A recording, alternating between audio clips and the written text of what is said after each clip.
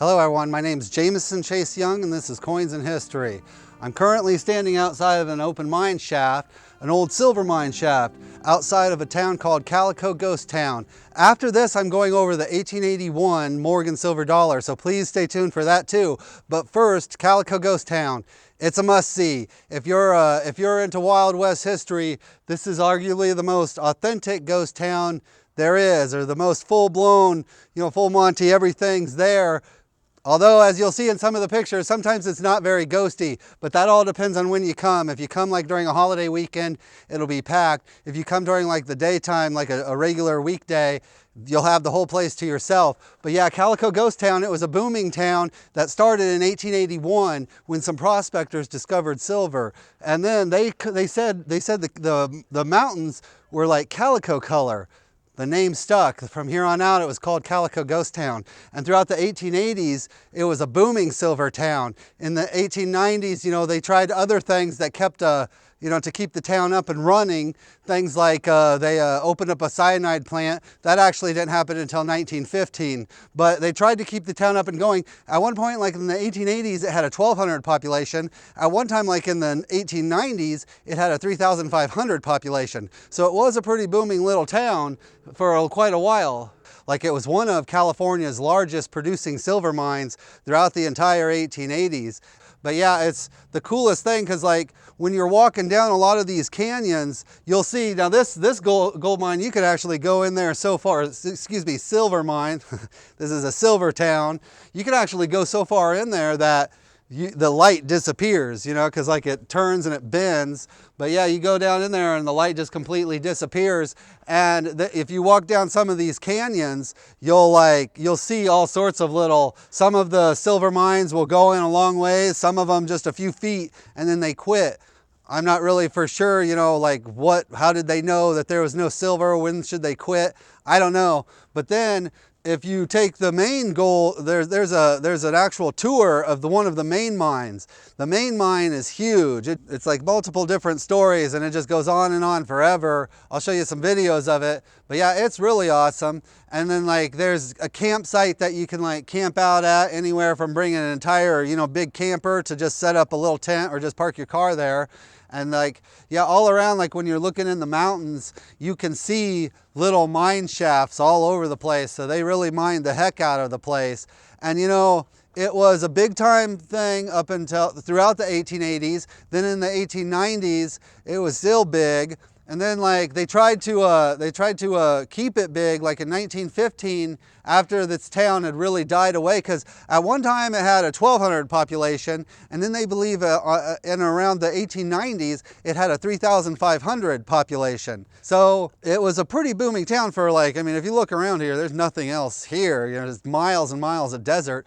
It was a pretty booming town, but when the silver market crashed, all the way down to 57 cents an ounce. So a $1 silver dollar, like a Morgan silver dollar, it was only worth 57 cents. So it just was not feasible, economically, to keep all these silver mines open.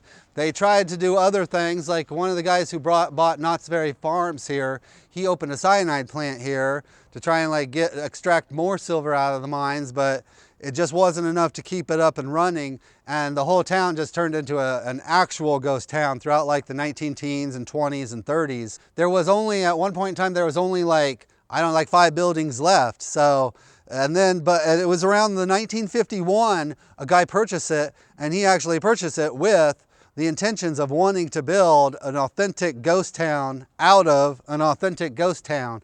So he bought it in 1951, and from there they used pictures of the original 1880s Calico Ghost Town to rebuild all but 5 buildings. There were 5 original buildings, and they used photos. And at the time in the 1950s, there were still people who grew up here when they were a kid, who also gave them direction on how to build the town back relatively accurately to how it looked back in the 1880s.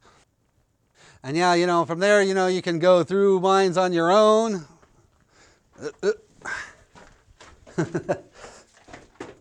You can go through these mines on your own, or you can, there's several hiking trails you can use, or you can take the guided tour like the big mines. There's a lot of mines that you can see are shut off, but the big mines that I think you have to take a tour through them.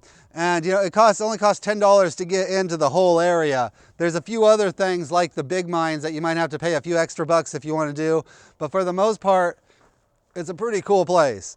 It's a very cool piece of history. Like if you're into that whole Wild West stuff, if you're into the whole silver booms and gold booms and stuff that made California what it is, you know, Calico Ghost Town, it's a must-see. Calico Ghost Town is a really amazing place, and so are these 1881 Morgan Silver Dollars New Orleans mints. We're talking specifically about the New Orleans mints.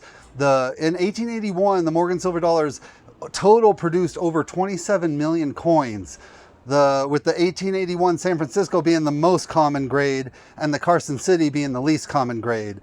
Now, the 1881, its designer was George T. Morgan. Its composition is 90% silver, 10% copper.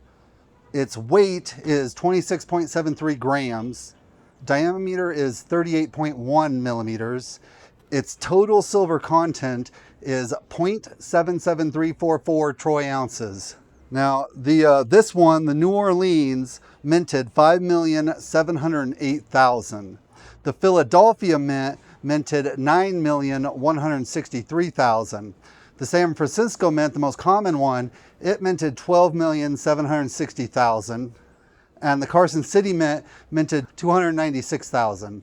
Now the Carson City one, it's obviously the most highly prized because of its low mintage. The San Francisco one, they always say this, but I don't know where they get it. They say that they had nicer, they struck them better.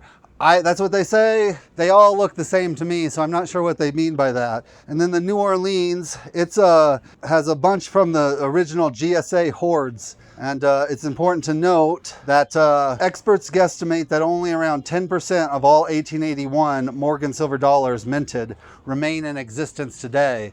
So although the 1881 isn't like a rare find, it is rare compared to how it was just 100 and some years ago, or 120, 30 years ago.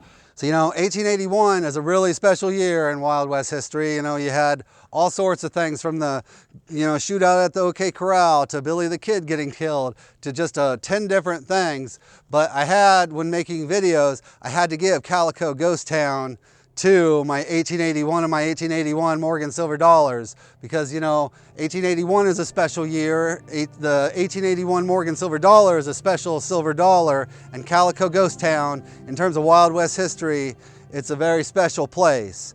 I hope that you enjoy these videos. If you do, please hit the like button and the subscribe button. My name's Jameson Chase Young, and this is Coins and History. Thank you for watching.